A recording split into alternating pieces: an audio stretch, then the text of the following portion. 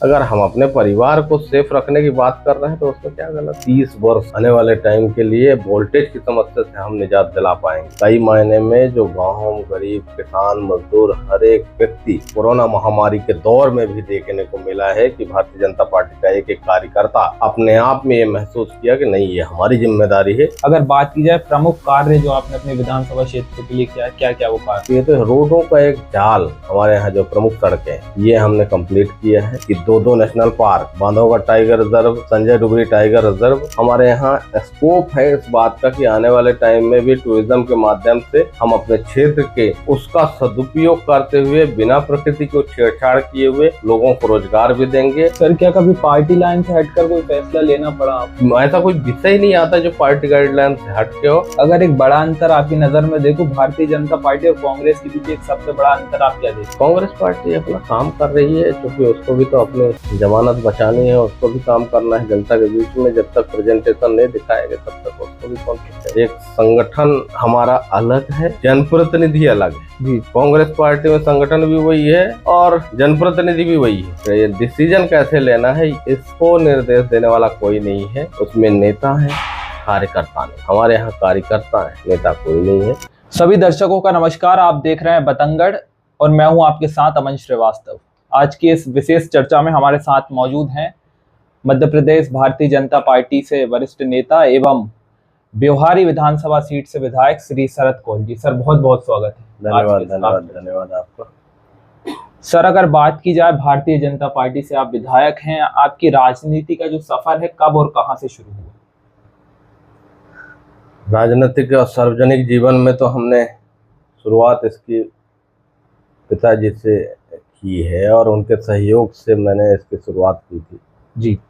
और क्योंकि first time जो है गैर राजनीतिक दल 2015 में मैं जिला पंचायत इलेक्टेड हुआ था, तब से लेकर फिर 18 में मैंने भारतीय जनता पार्टी ज्वाइन की और विधायक बनकर जब पहली दफ़ा आया तो वो एक शुरुआती टाइम था और क्योंकि महज मेरी उम्र 28 बरस थी जी और 28 बरस में विधायक चुनकर आना, फिर क्षेत्र की रिस्पॉन्सिबिलिटी को, जिम्मेदारी को समझना, ये थोड़ा कठिन दौर था, लेकिन परमात्मा की कृपा रही है जी, जिससे कि कई उतार चढ़ाव की स्थितियां आई।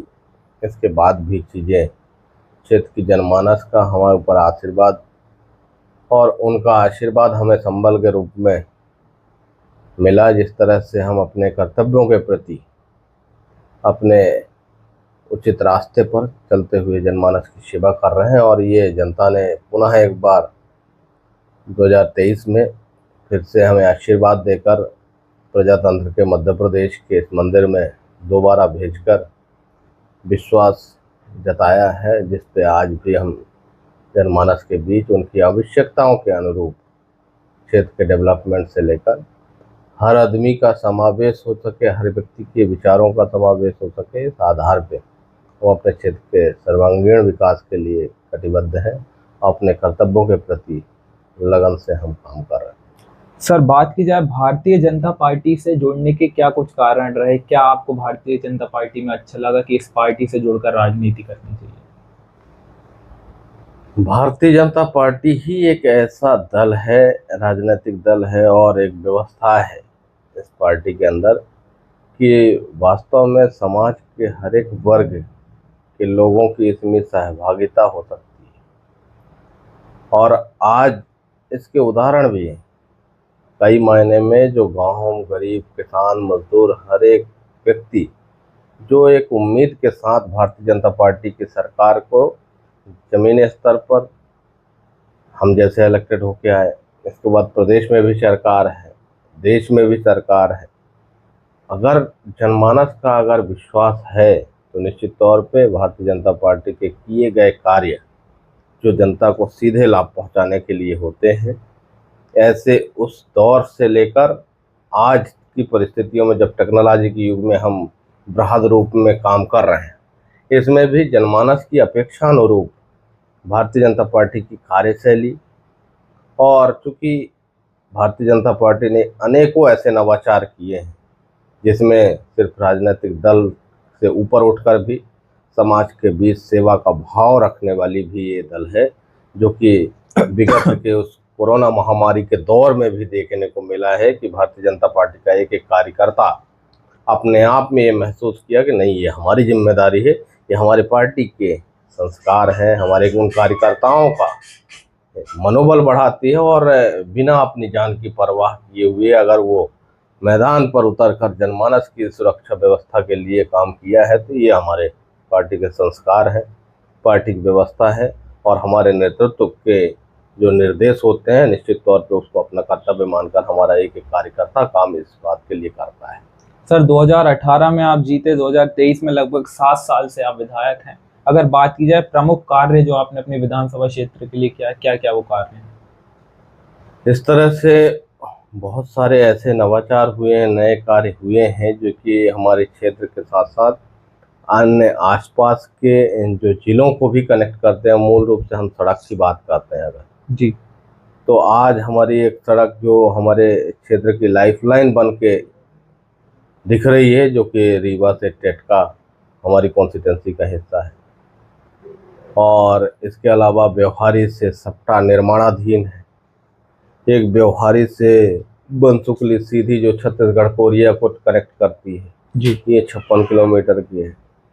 और एक सड़क हमने जो माननीय मुख्यमंत्री महोदय के मोनिट से और उनके अनुशंसा के आधार पर जो हमने तय की है, जो कि व्यवहारी से जब रीवा रोड में जाते हैं तो जगमल होते हुए वो सीधे जनकपुर सथनी और सीधी जिले के भोगी रतवार जैसे गांव हैं उसको कनेक्ट करती है। तो रोडों का एक जाल हमारे यहाँ जो प्रमुख सड़कें हैं ये हमने कंप्लीट किया है।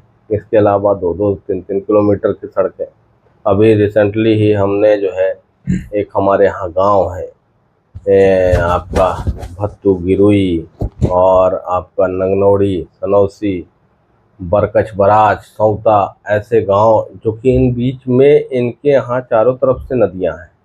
उन नदियों के कारण जो है बरसात के टाइम में लोगों का आवागमन अवरुद्ध होता था।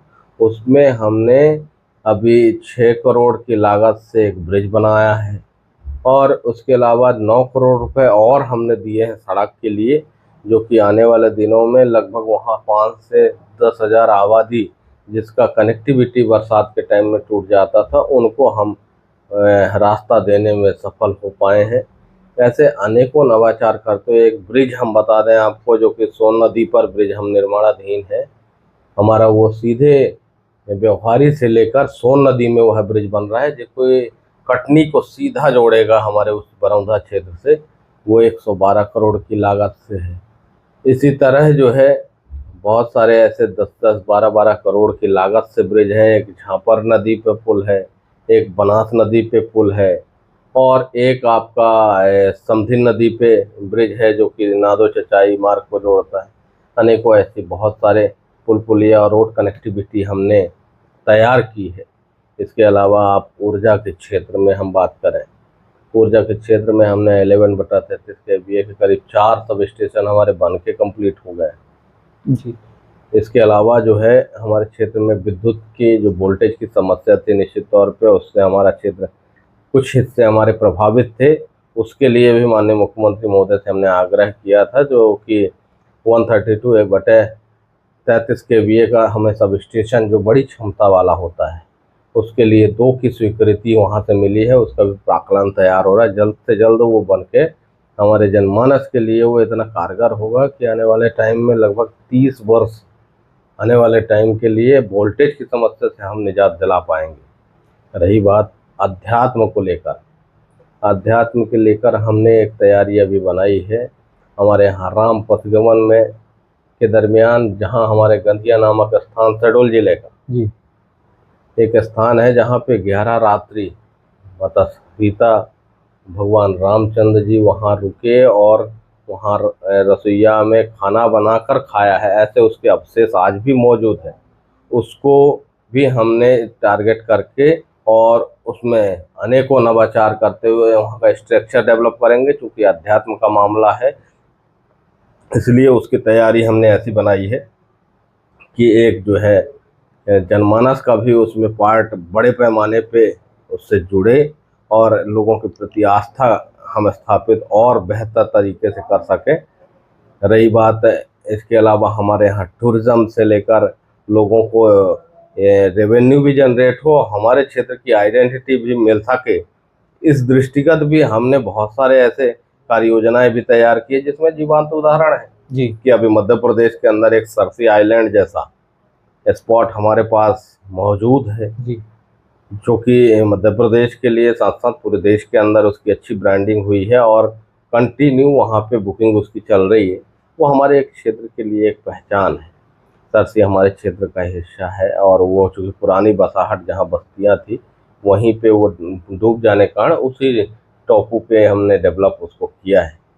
इसके अलावा भी हमने सरकार के संज्ञान में लाया है कि दो national park, Bandhavgarh tiger reserve, Sanjay Dugri tiger reserve, और इसके अलावा हमारे पास बाणसागर जैसा इतना बड़ा डैम होने के साथ साथ हमारे यहाँ स्कोप है इस बात का कि आने वाले टाइम में भी टूरिज्म के माध्यम से हम अपने क्षेत्र के उन जो वास्तविक प्रकृति ने जो हमको दिया है उसका सदुपयोग करते हुए बिना प्रकृति को छेड़छाड़ किए हुए लोगों को रोजगार भी देंगे और एक अवसर उन सैलानियों को भी देंगे कि हमारे यहाँ नेचुरलिटी जो प्राकृतिक संपदा है उसके आधार पे हम वास्तव में क्षेत्र की आवश्यकताओं की भी पूर्ति करेंगे और हमारे क्षेत्र को नई पहचान मिलेगी। शिक्षा और स्वास्थ्य की अगर बात की जाए, क्या कुछ पहल आपकी विधानसभा क्षेत्र में हो रही है? देखिए, स्वास्थ्य के क्षेत्र में अगर हम बात करें तो स्वास्थ्य के क्षेत्र में हमने निपनिया में 6 बिस्तरी अस्पताल था, उसको हमने 30 बिस्तरी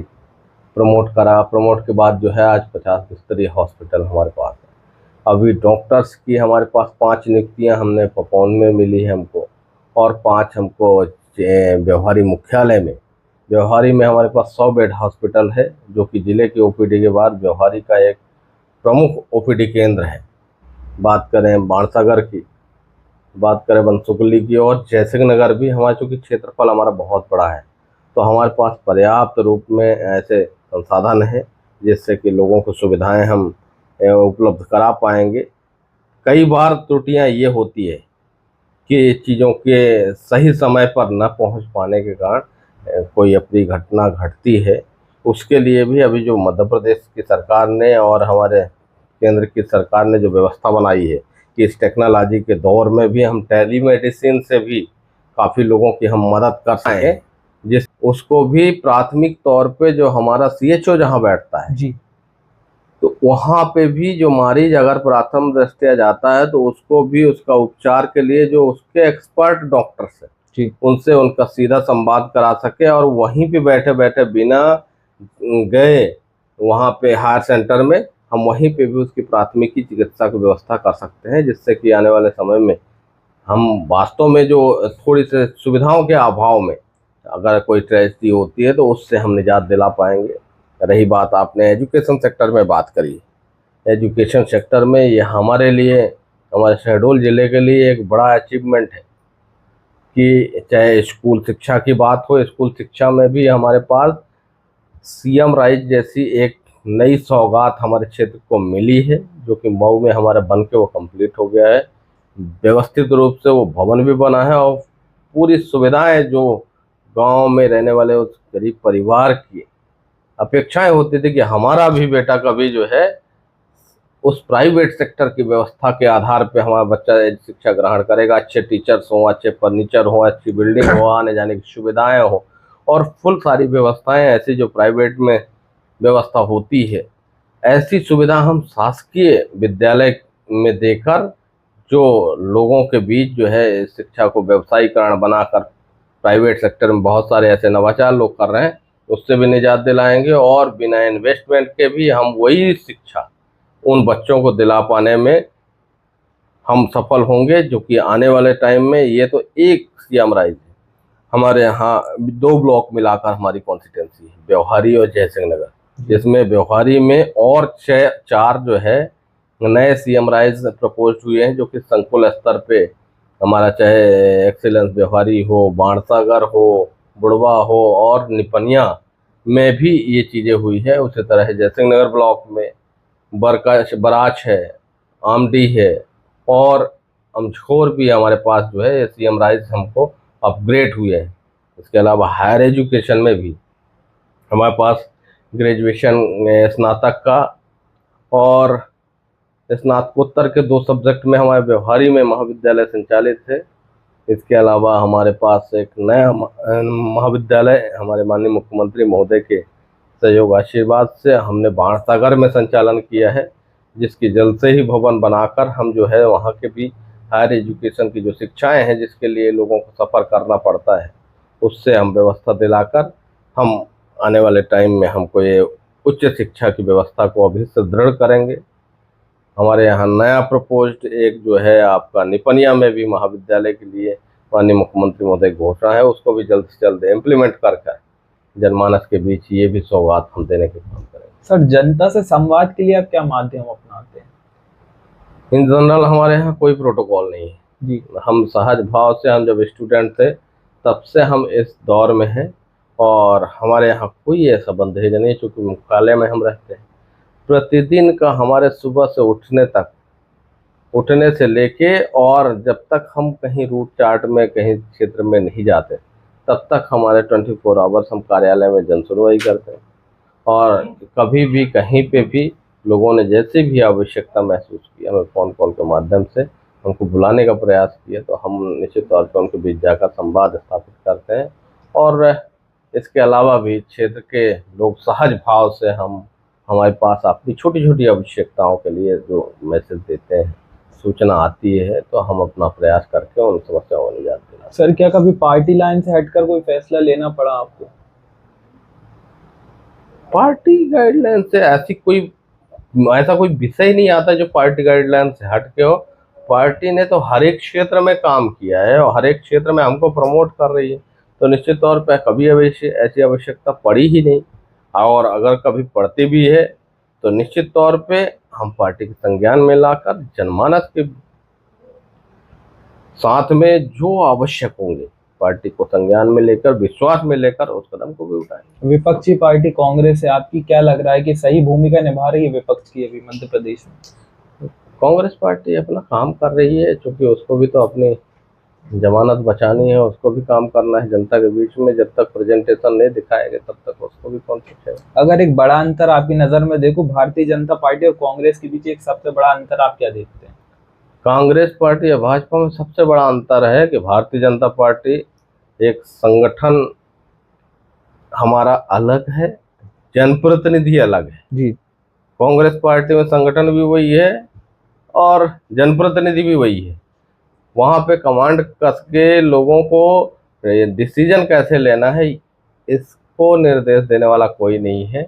वहाँ पे जो ही व्यक्ति है उसमें नेता है, कार्यकर्ता नहीं। हमारे यहाँ कार्यकर्ता है, नेता कोई नहीं है। नेता हमारा नेतृत्व जो तय करता है वो एक ही नेता होता है। हिंदुत्व की राजनीति के आरोप लगते हैं भारतीय जनता पार्टी पे, उस पर आपको क्या कहना है? अगर हम अपने परिवार को सेफ रखने की बात कर रहे हैं तो उसमें क्या गलत है? जी। हम किसी को विरोधाभास नहीं है हमारा, लेकिन इतना जरूर है कि समाज के लिए जो अभिशाप बन जाए, समाज के विपक्ष में जो काम करे, जो अमन चैन शांति है, उस सौहार्द को खत्म करने के लिए जो प्रयास करेगा वो हर आदमी जो है तो हमारे अगेंस्ट में है। और हम निश्चित तौर पे उसके लिए कोई फेवर नहीं करते और उसको जितना हो सकता है समाज के हित में और उसके लिए जो भी डिसीजन लेने पड़ते हैं तो वो काम करते हैं। एक आरोप और लगता है कि भारतीय जनता पार्टी हाईकमान पर चलती है। ये गलत है, लोग र्यूमर फैला रहे हैं। आप ये अच्छे से जान लीजिएगा कि जब परिवार में जी एक व्यक्ति मुखिया होता है तो परिवार का संचालन अच्छे से होता है। उसी परिवार में अगर 3 मुखिया हो जाएंगे तो वो परिवार को विखंडित होने में टाइम नहीं लगता। उसका जीवंत उदाहरण है हमारी अपोजिशन पार्टी। जी सर, अंत में कुछ छोटे प्रश्न मेरे रहेंगे। अगर बात की जाए एक नेता जिससे आपको प्रेरणा मिलती हो, जो आपको पसंदीदा नेता हो? जो नेताओं में देखिए बहुत सारे ऐसे लोग हैं कि हर एक व्यक्ति के अंदर जी हर गुण नहीं होता जी, लेकिन बहुत से ऐसे लोग हैं जिनके डिसीजन पावर अच्छे हैं, जिनके बोलने का तरीका अच्छा है, जो ज़्यादा इम्पैक्ट करता है जनता के बीच में। जी। जैसे हमारे देश के यशस्वी प्रधानमंत्री नरेंद्र भाई मोदी जी, ऐसा नहीं है कि शौचालय का काम और स्वच्छता का काम पूर्व के प्रधानमंत्रियों ने नहीं किया है, लेकिन जो बात हमारे देश के यशस्वी प्रधानमंत्री में है कि उन्होंने आह्वान भी किया जनता के बीच, जनभागीदारी पार्ट से इस कार्य को इतनी तरीके से इम्प्लीमेंट किया कि इसके जीवंत उदाहरण है जी। कि अब एक दौर था कि आप किसी भी गांव में प्रवेश करते थे तो गंदगियों का अंबार होता था जी। लेकिन आज हमारे देश के यशस्वी प्रधानमंत्री जी की जब से आह्वान हुए हैं तो आज किसी भी गांव में प्रवेश करने से पहले आपको महसूस हो जाएगा कि नहीं, ये भारत देश का वह गांव है। सर, अगर बात की जाए विपक्षी पार्टी कांग्रेस में कोई एक नेता जो थोड़ा लगता हो आपको कि ठीक है विपक्ष में? जी। अब सारे लोग तो एक ही व्यवस्था में है जी, फिर भी अपना सर कुछ अपना थोड़ा बहुत अपना अपना रोल अदा करते हैं। जी, फिर भी थोड़ा कुछ ऐसा है कि ठीक ठाक है, भले पार्टी नहीं, अब मैं किसी का नाम तो नहीं लेना चाहता, लेकिन जितना वो कर रहे हैं जी। पटरी से उतरकर कुछ भी कह देना समाज के, जो चाहे पॉजिटिव फेवर में हो चाहे नेगेटिव फेवर में हो, अगर वो ऐसा करते रहे तो वो खुद ही अपने आप को माइनस कर रहे हैं, क्योंकि जनता सब देखती है। आज वो दौर नहीं है कि चीज़ों छुपाया जा सके। टेक्नोलॉजी के युग में आप प्रवेश कर गए हो, अगर जनता के बीच में सही मायने पे आत्मा से अगर जनता के बीच में काम किया है तो जनता भी आपको वहाँ पे आशीर्वाद देकर, इस प्रजातंत्र के मंदिर हो चाहे अनेक क्षेत्र हो जो समाज की सेवा का भाव के माध्यम हो सकते हैं, उसके आधार पे काम करने के लिए आशीर्वाद दें। सर, अंत में लास्ट प्रश्न रहेगा कि अब आप विधायक हैं लगभग 7 साल से, आपको फैमिली में भी समय देना पड़ता है, क्षेत्र में भी समय देना पड़ता है, राजनीतिक सफर और पारिवारिक सफर में, मतलब पारिवारिक जीवन में कैसे आप संतुलन रखते हैं? ये बड़ा कठिन विषय है और वास्तव में ये सच्चाई है कि जो जनप्रतिनिधि जो जिसके अंतर्भाव से वो काम करने के तरीके हैं, उसको बड़ी कठिनाइयों का सामना करना पड़ता है। लेकिन इसके बाद भी हम तो यही मान के काम कर रहे हैं कि एक जनता भी हमारा परिवार है और एक जो व्यक्तिगत हमारे फैमिली है, इन दोनों के बीच परस्पर संवाद को व्यवस्थित करने के लिए इनसे हमारा टाइम कहाँ शेड्यूल सेट हो सकता है। तो हम तो इतना मानते हैं कि इसमें हफ्ते में और महीने में कोई ऐसा टाइम पीरियड तय करते हैं जिससे कि हम उनकी आवश्यकताओं की भी व्यवस्था कर सकें और जनमानस के बीच में जो रूटीन का हमारा विषय है उसको भी हम कर्तव्यपूर्ण जो है हमारे जो कर्तव्य बनते हैं। क्योंकि जनता ने जिस दिन हमको इलेक्टेड करके यहाँ भेजा है तो हम व्यक्तिगत हमारा जीवन वहाँ से नहीं, वहाँ से ख़त्म हो जाता है, हमारा सार्वजनिक जीवन है। क्योंकि हमारे परिवार के भी हम सदस्य हैं तो वो जिम्मेदारी को भी हम एक व्यवस्थित टाइम करके हम जनमानस के बीच में भी जाते हैं और परिवार को भी समय दे पाते हैं। सर, अंत में हमारे दर्शक है बतंगड़ के, तो उनके लिए आपका क्या संदेश होगा? क्योंकि नाम तो आपको बहुत तगड़ा है बतंगड़, इसका शाब्दिक अर्थ जितना मैं समझ पा रहा हूँ वो हमसे आपने करवा ही लिया है। हम अपने प्रदेश के सभी गणमान्य नागरिकों को, माताओं बहनों को बहुत सारी शुभकामनाएं देते हैं और आने वाले त्यौहार के साथ साथ आप लोगों का जीवन सुखमय रहे, ईश्वर की अनुकंपा आपके ऊपर बनी रहे और सही कर्तव्य के पथ पर सारे जनप्रतिनिधि और आम जनमानस भी अपनी व्यक्तिगत सहभागिता तय करके राष्ट्र के निर्माण में सहभागी बने, ऐसी मैं आप सभी से विनती करता हूं, अपेक्षा करता हूं कि आने वाले टाइम में हम सभी कोई समाज के हर एक वर्ग से, हर एक छोर से निकलकर देश की उन्नति के लिए काम करेंगे, समाज के बीच भाईचारा बना रहे, ऐसा हम आप सभी से अपेक्षाएं करते हुए आप सभी को नमस्कार करते हैं। बहुत धन्यवाद सर, आज की चर्चा में जुड़ने के लिए बहुत बहुत शुक्रिया। बहुत धन्यवाद।